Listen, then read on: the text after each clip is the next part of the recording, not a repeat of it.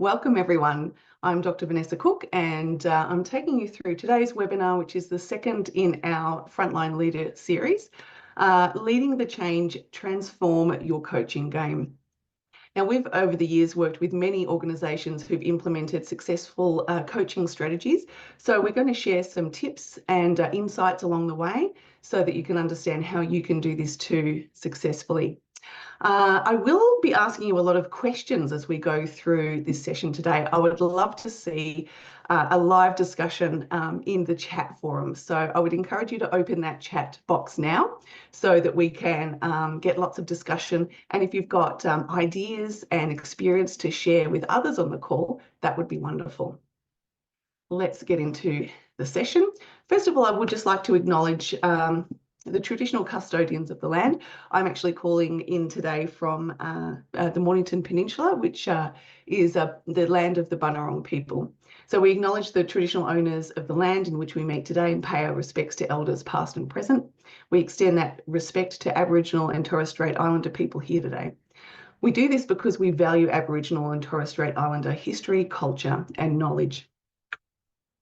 And for those of you who haven't got yet much of an awareness of Sentis, we aim to be a great place to work. We put a lot of focus into our people and our culture, and it's very important to us that our organisation Sentis is a wonderful place for people to work. We support great work and we contribute a fair amount of our profits into our conservation, where we can look after our natural flora and fauna. And we aim to do great work by working with and partnering with other wonderful organisations where we can contribute our training, our coaching and our consulting to help them achieve their safety goals. So in that way, we feel we can achieve our aim to change the lives of organisations and individuals for the better every day. So let's begin by grounding ourselves in a bit of a shared understanding around what coaching actually is and what it's not. So coaching is at its core a development-focused and growth-oriented process. It's not about fixing people or telling them what to do. It's about helping them discover their own solutions, unlock their potential, and build confidence in their own capacity. It's a process built on self-reflection and ownership. When we coach, we're not handing over answers. We're asking questions that help people think more deeply, take responsibility, and explore new possibilities.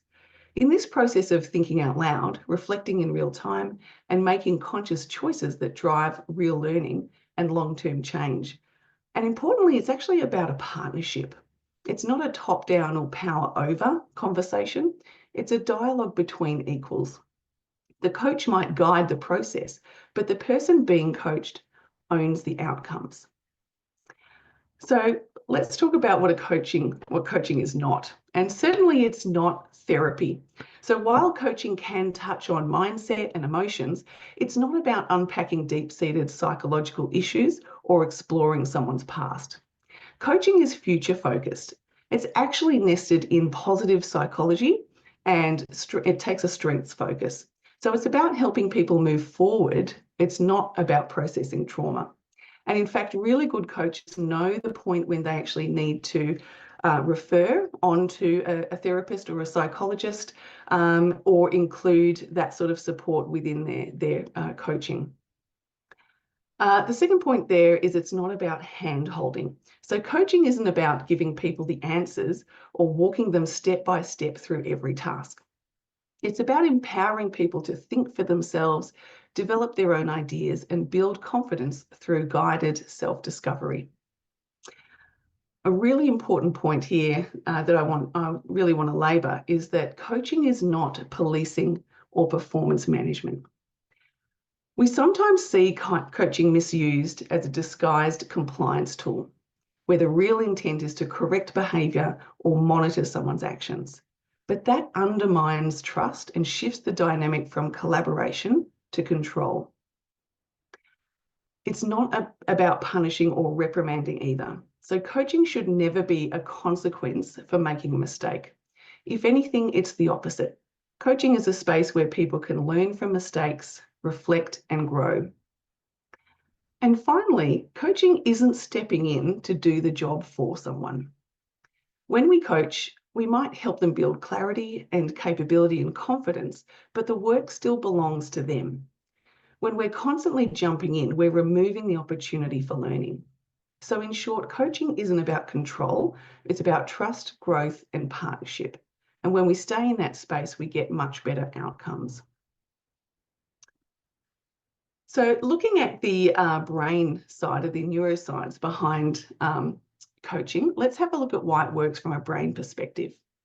When we coach someone, that is when we ask open questions, create a safe space for reflection, and support them to come up with their own insights, we're activating the prefrontal cortex. This is the part of the brain responsible for goal setting, problem solving, emotional regulation, and self-awareness.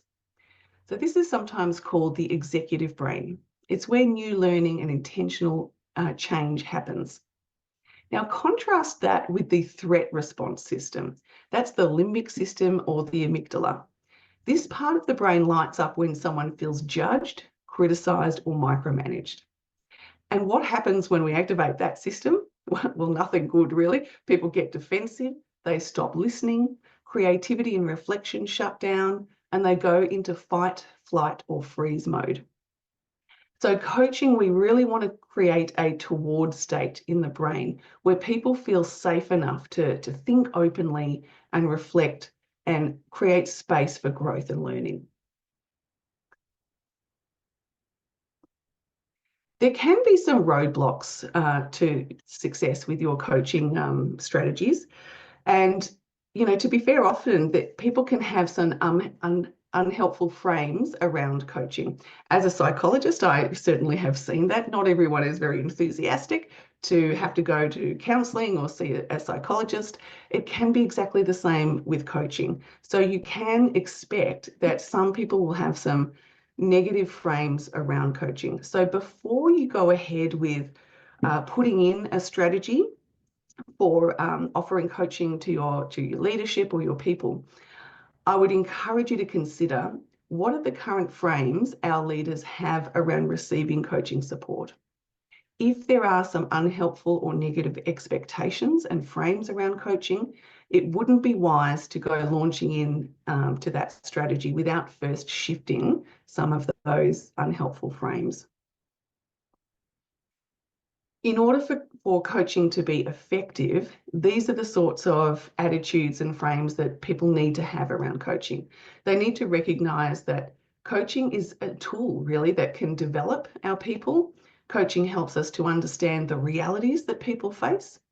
It helps provide an opportunity to learn from each other, and it provides an opportunity to show visible and caring leadership.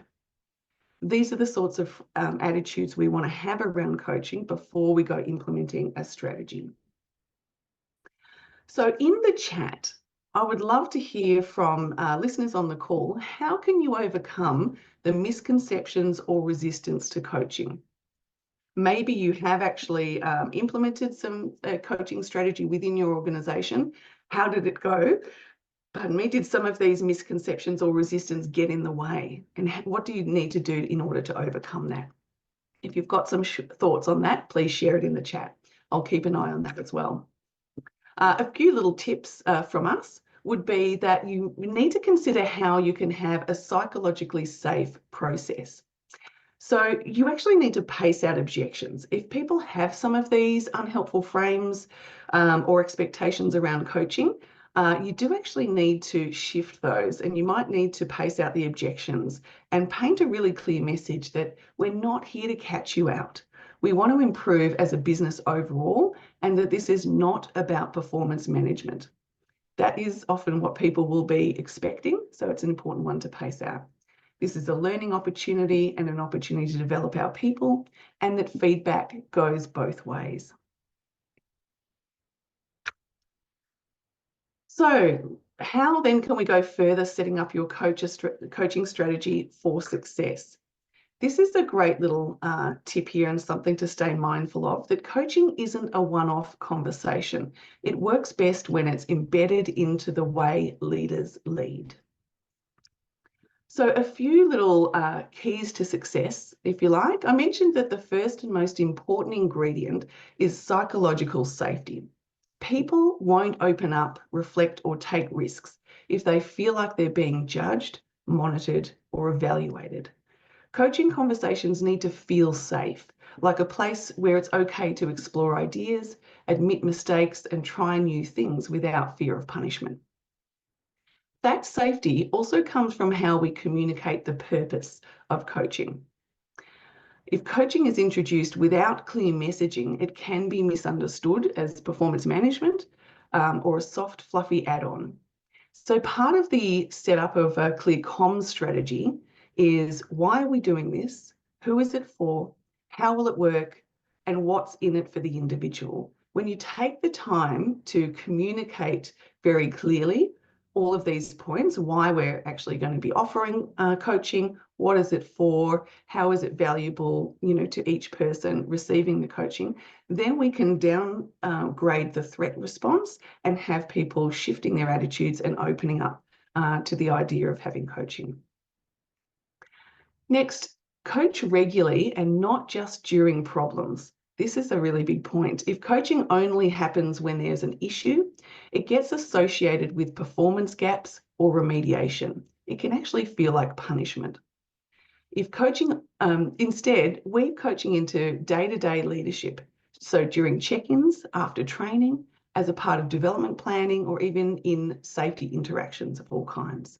So this normalizes coaching and removes the stigma. We also need to equip leaders with a simple, practical framework. So many leaders want to do more coaching, but they're not really quite sure how. So giving them a simple structure boosts confidence and also creates a bit of consistency across your leadership. So this is something we focus heavily on in our coaching course.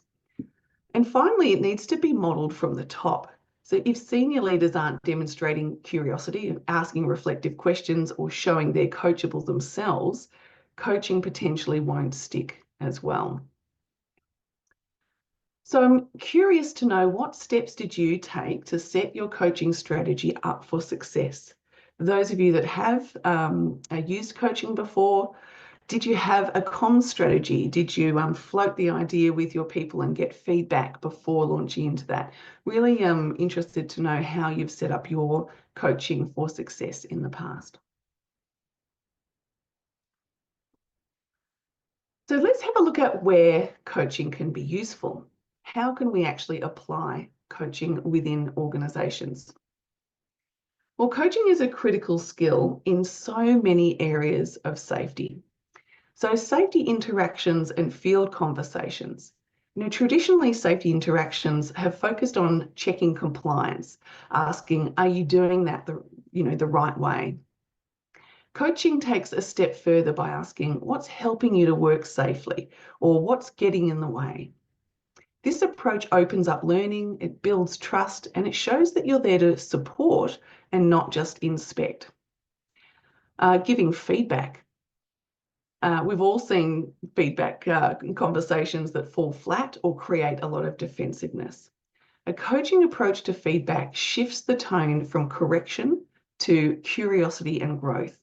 It helps people reflect on their own performance and come to their own conclusions, which makes the feedback so much more likely to stick. And when people feel involved in the process, they're more likely to own the change. Post-training embedding is another great opportunity for coaching.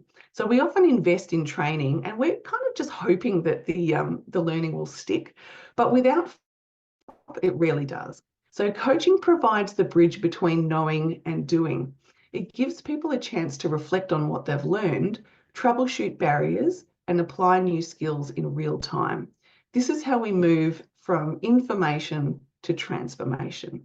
And this is something we highly recommend in terms of an embedding strategy.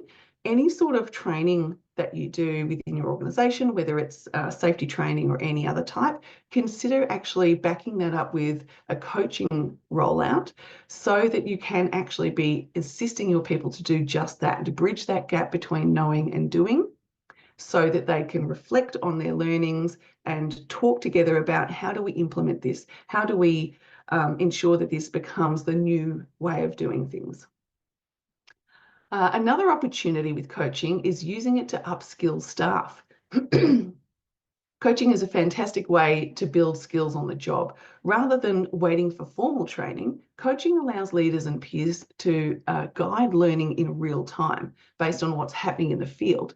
So in that way, it's responsive, adaptive, and highly effective, especially for growing confidence and capability in emerging leaders or new team members. And we have worked with a lot of organizations that do just that. If you have new people joining the team after a training rollout, for instance, you can be using coaching to upskill them really quickly so that they're up to speed with everyone else. Then learning teams. In learning teams or incident reviews, it's tempting to step into the expert role, but coaching encourages us to stay curious. Rather than directing the conversation, we facilitate it, asking questions that might surface insight, invite reflection, and build a shared understanding. And doing this and having a coaching approach, it creates that psychological safety. It shows that you're interested in the opinions and thoughts and challenges from the group, and it leads to far deeper learning than just telling people what went wrong. And then there's also general leadership capability uplift.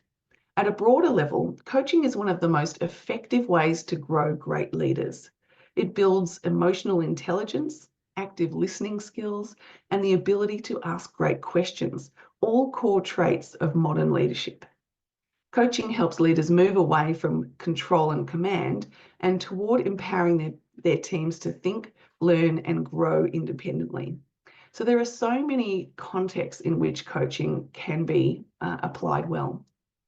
As a bit of a neuroscience link, we just reflecting on that, we know that regardless of where or how you apply it, coaching positively shapes how people think, communicate, and perform at work.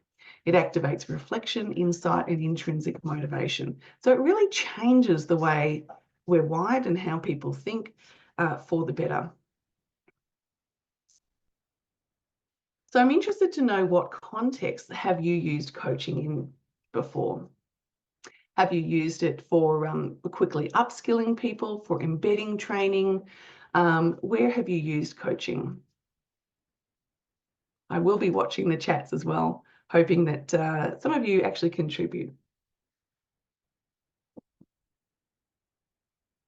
So what does it take to be a good coach? So firstly, we need to start with the brain in mind and recognize that we're all social creatures and we have social brains. And to our brain, our social safety actually represents survival. So sometimes coaching conversations can inadvertently activate the threat response in our brain.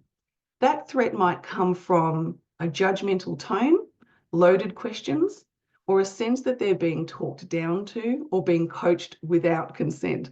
So when this happens, the amygdala kicks in, our brain threat detection center, and suddenly we go on the defensive. I'm sure we've seen that before. People become guarded, they shut down, or they get disengaged. They're no longer thinking clearly because they're in self-protection mode. And we really want to avoid this in coaching at all costs. It's not helpful for the aim. However, coaching conversations, if done well, can also activate the reward response in the brain. So this is what allows the prefrontal cortex to engage, and that's the part of the brain responsible for reflective thinking, emotional regulation, problem solving, planning, and goal setting. When we perform coaching from an adult to adult approach, and that's one grounded in respect, curiosity, and genuine care, we create this reward state. And it's in this state, the person is far more open to exploring their thinking, being honest about challenges, identifying solutions, and making meaningful change.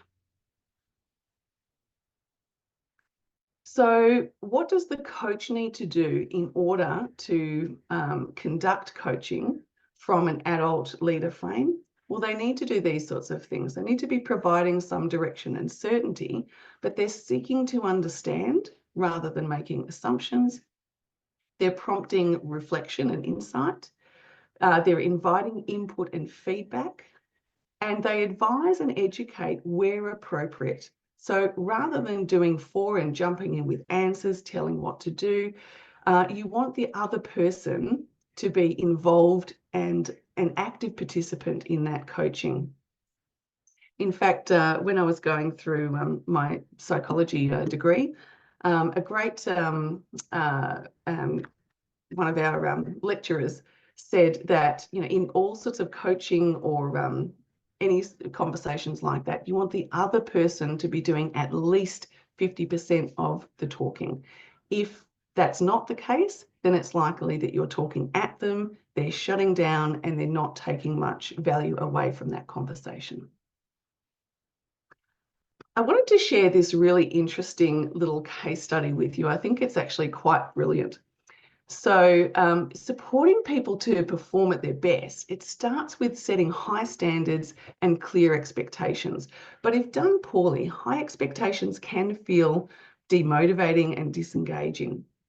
Now, research conducted at Stanford explored what motivates students to persist and improve after receiving critical feedback. The study was based on students who'd handed in an essay project.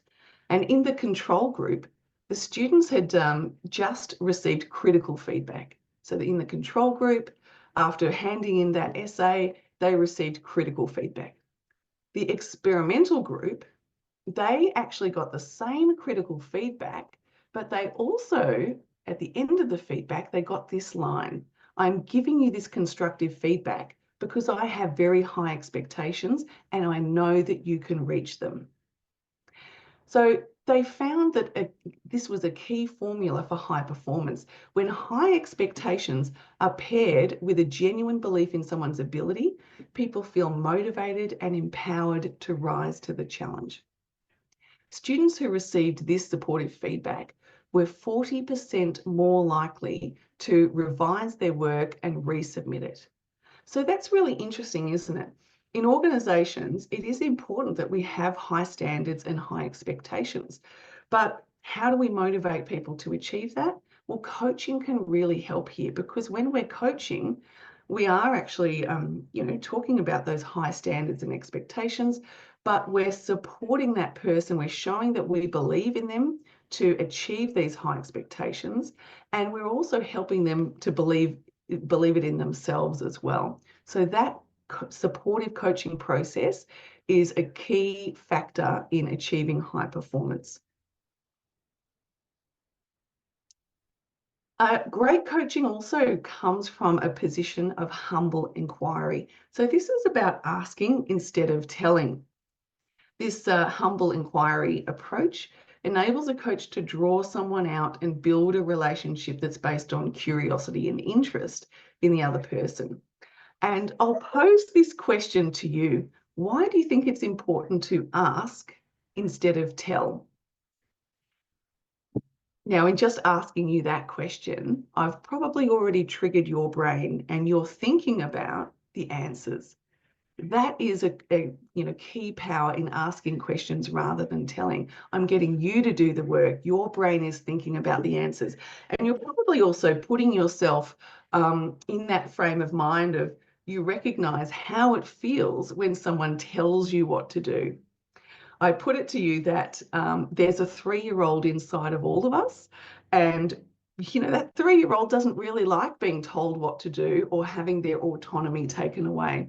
And when we do feel in a coaching conversation or other conversation that someone is trying to tell us what to do, our little 3-year-old foot wants to stamp on the ground and say, no, I'm not going to do it. So asking instead of telling is a great way not only to get that person thinking of the great ideas, making connections, but it also boosts their autonomy and therefore their engagement and motivation. We all want to be heard and part of the solution, absolutely. So coaching questions, there are some great questions and there are some not so great questions, to be frank. Coaching is all about using effective questions. Now, sometimes though, our questions can sort of undermine our intention. The why question. Now, I'm not saying that you can never ask why questions. Sometimes they can be effective and they can be quite necessary, But just be aware that the why question can come across as an accusation. And sometimes, particularly if someone has accidentally done something wrong or made a wrong decision, the first thing that pops into our head to say is, why did you do that? Not necessarily going to be really helpful in that moment. So as a coach, often what we need to do is actually ground ourselves, make sure that we're emotionally regulated and that our own prefrontal cortex is switched on, and then we might need to rephrase that inquiry. So for instance, instead of saying, why does that upset you? Which could be sort of making an accusation, we might say, what is it about this situation that you found upsetting? So we're shifting away from why, which will often just end in an excuse. And we're showing that we want to understand their perspective. Be careful of leading questions. So this type of question, when we use leading questions, we're kind of telling people what we want to hear from them. And so it sort of shuts down any room for authenticity. Closed questions as well. Sometimes it's very easy to fall into a pattern of asking closed questions. And closed questions are those that people can answer with a yes or a no. Again, if you're doing a lot of the talking and asking questions where people can just be nodding or shaking their heads or giving you a lot of yeps and nups, then that's not an effective conversation and it's not a coaching conversation. So see if you can shift into more open questions. Stacked questions, sometimes I can certainly do this one, is where you sort of fire off 3 or 4 questions all in one sentence, and that can be a bit overwhelming and distracting and difficult for the other person to process. And also questions based on assumptions. So some effective questions are those that are curious, they're neutral questions, questions used to understand the other person's perspective. Also, you can be asking permission here. So it is often really useful, even before you go into a coaching conversation, to ask permission. Can I give you some feedback on, what I've just seen? It might be that the person is having trouble coming up with some ideas or solutions for something. Rather than just giving your ideas, you might say, can I share some ideas that might work for you? So you're asking permission. It's a very respectful process. Using questions that empower action, and also questions that encourage collaboration. I'm seeing some great chats here. Asking provides a different perspective from the person who's being coached. Yeah, wonderful. Fantastic. So what have you seen as the most important traits or habits of great coaches in your team? So I would love to know if you've actually received coaching yourself in a workplace context. If so, what were the great sort of traits about that? What was the coach doing that really made it effective? Or if you've observed coaching within your organization, what have you seen from the way that the coaching is delivered that makes it effective? Or maybe you even want to think about in the reverse, if it hasn't been so effective, without naming any names, what was it that got in the way of that?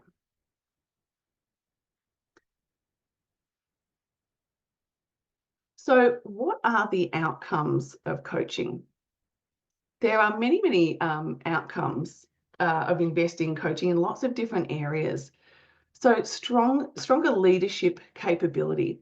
So coaching helps leaders shift from being directive to being developmental.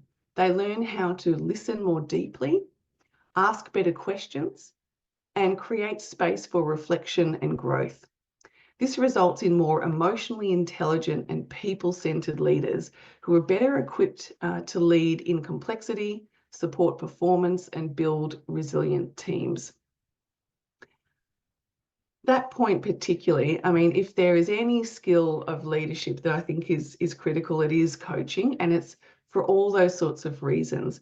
When people dive into learning these coaching skills, they do get an uplift in all those really important ingredients. And I'll say them again: emotional intelligence, you know, the ability to ask good questions. These are really, really important skills for leadership. So something I would definitely invest in as a first port of call. We tend to see that organisations that have a process of regular coaching have higher engagement and retention. So when people feel coached rather than managed, they feel valued. They experience their leader as someone who is invested in their growth and not just their output.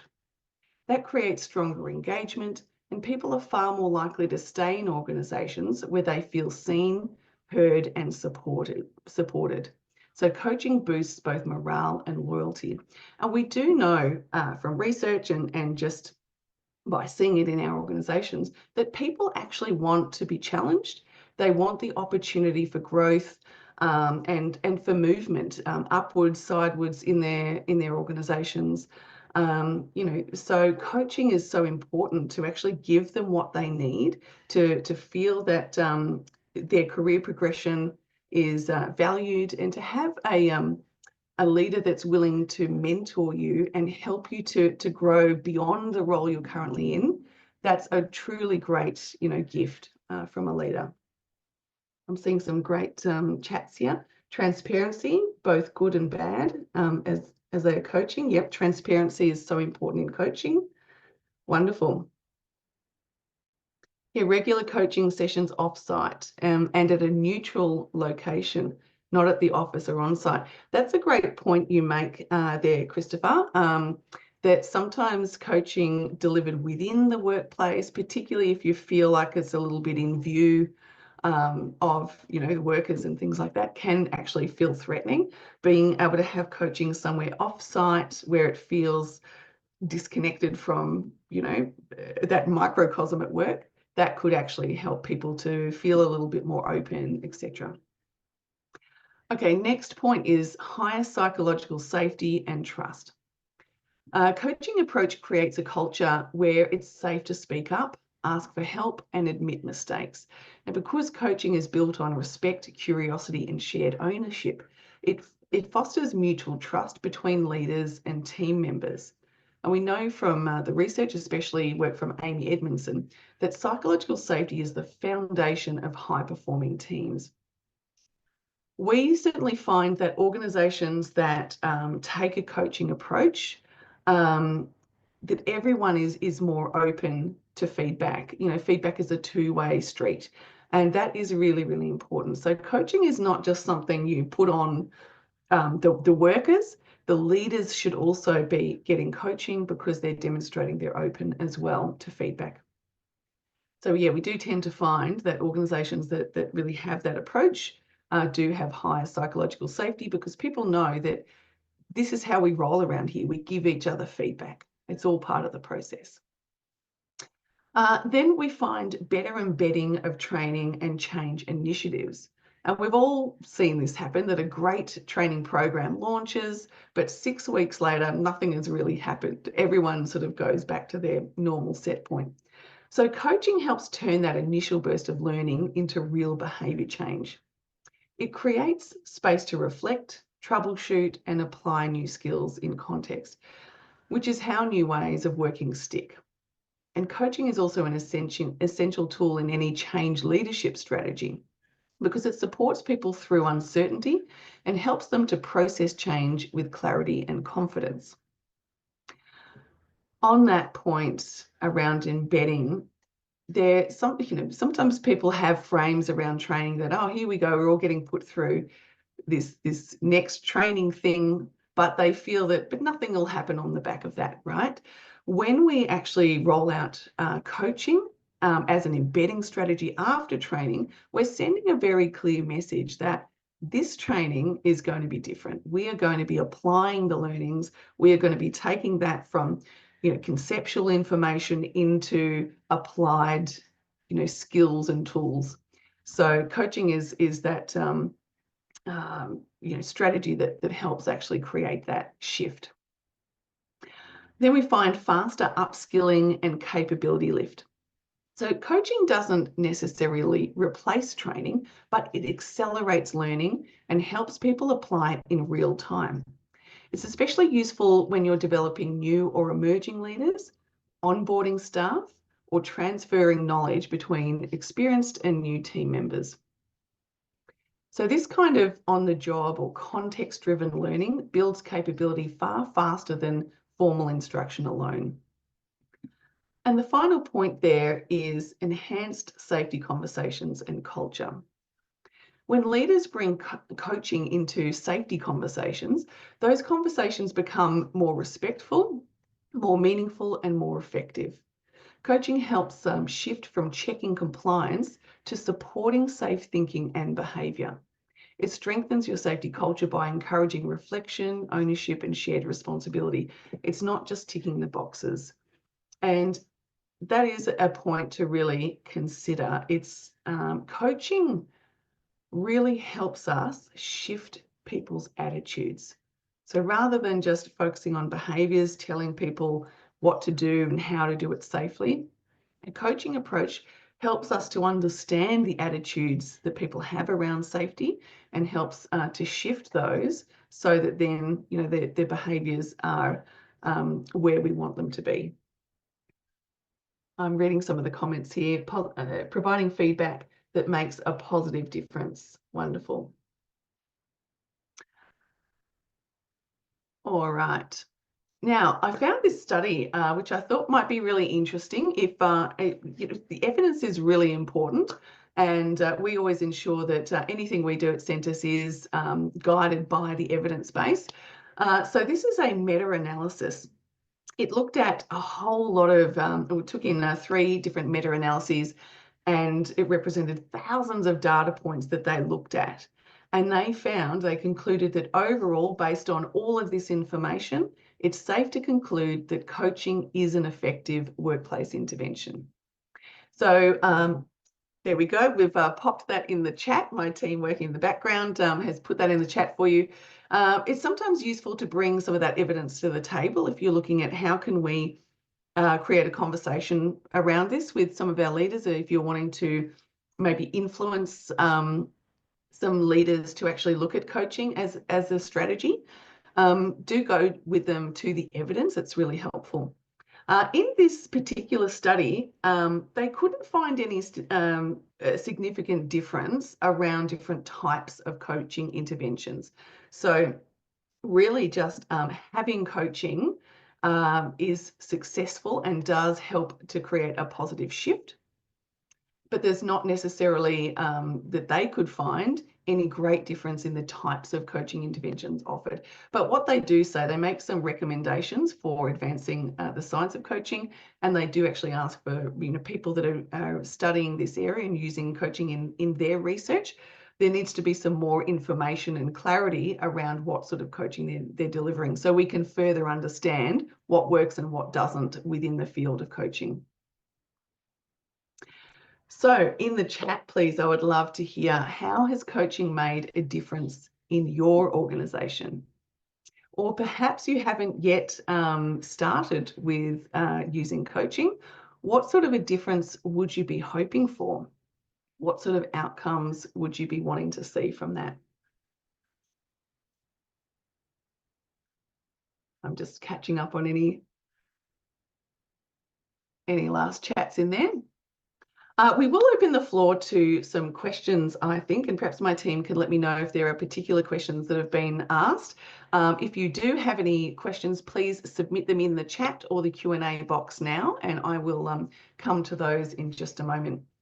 But if you do want to learn more, if you'd like to upskill yourself in the skill of coaching, then I would implore you to come along to our workshop. So it's running on the 30th of April. That is one that I'll be taking. It's a 3-hour online session where we dive into the skills, give you some practical little applied bits and pieces to try out.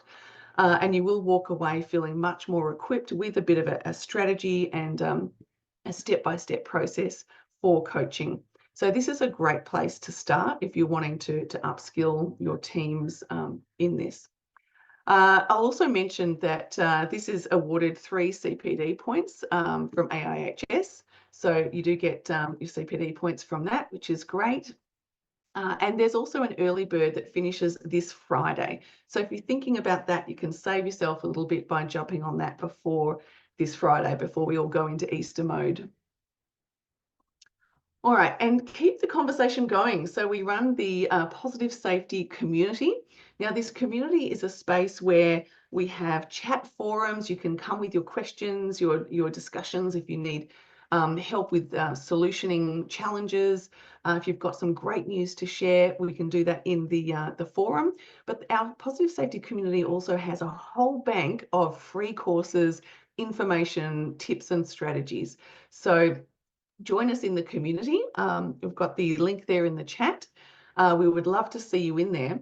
And something that we often do on the back of these webinars is we have what we call a community meetup. So our meetups are a small group situation. We call it sort of our community of practice, where we get to discuss the topics that we've been talking about in the webinar, but in a way that's very close and personal. So people share with each other, they give each other tips and ideas and talk about how they've done particular things. So this would be a great one to hop onto next Tuesday. And in fact, we should have a couple of clients there who've been implementing a coaching strategy themselves.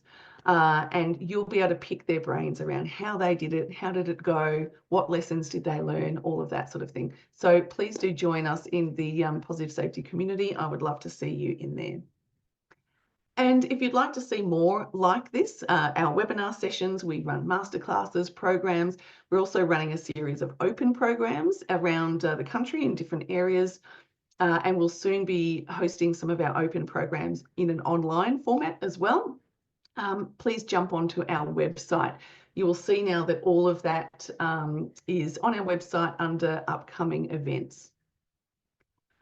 So I think we can now get into some questions. Let me just organize myself while I figure out how to stop my share. There we go. I'm a master at this. Now, do we have any questions? How has coaching made a difference? Yeah. Yes, we will, Georgina, we will have another 3-hour coaching session. So these coaching sessions, as well as our pre-start sessions and our masterclasses, we will run them on a sort of regular basis. I will look up when we are next hosting that, but I would think within a couple of months, there'll be another coaching training session offered. All right. Are there any other questions that we have from our listeners? Do we have any research if there are any differences in how receptive different demographics are to coaching? That's a really good question. I don't have that off the top of my head, but there certainly is some of that research. I will actually dive into that and I'll bring it to the meetup next week. So I think there would be actually some interesting differences in demographics. Some people are more kind of used to the concept of coaching and more open to that than others. So I would expect that there would be a little bit of a difference, but I would have to actually go away and check the research before I want to actually take a guess at it. So I'll bring that to the meetup.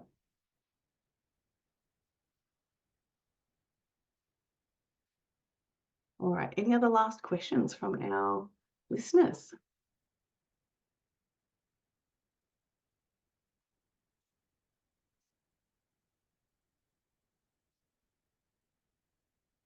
Okay, folks.